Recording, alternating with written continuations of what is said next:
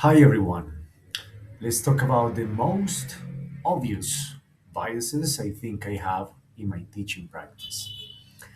I have to admit that definitely, want it or not, we all as teachers have biases when we assess and when we see our students.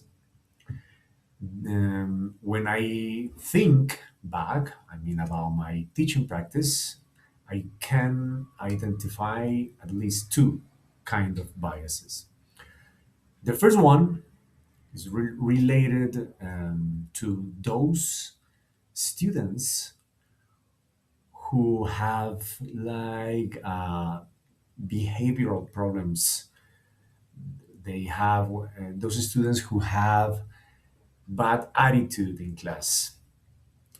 When I try to assess their work, I immediately think that the grade they deserve is like a basic or even a bad, let's say, grade.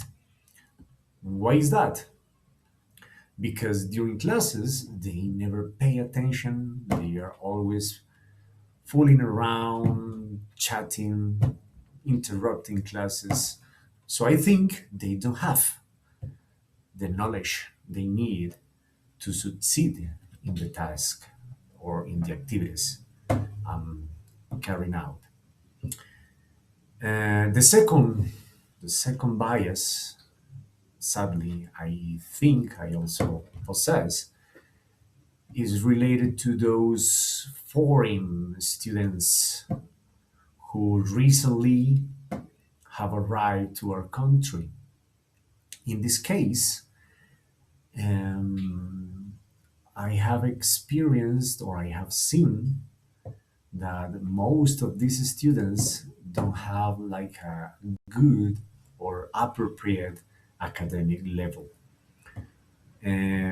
Because maybe due to the way they learn in, let's say, our neighbor country.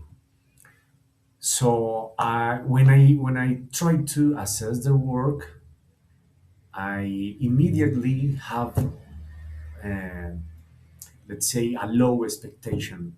I don't expect to find anything good enough to deserve a good grade, a better grade. So I just expect to find the basic or not even that. So mainly, I think those are my most obvious biases.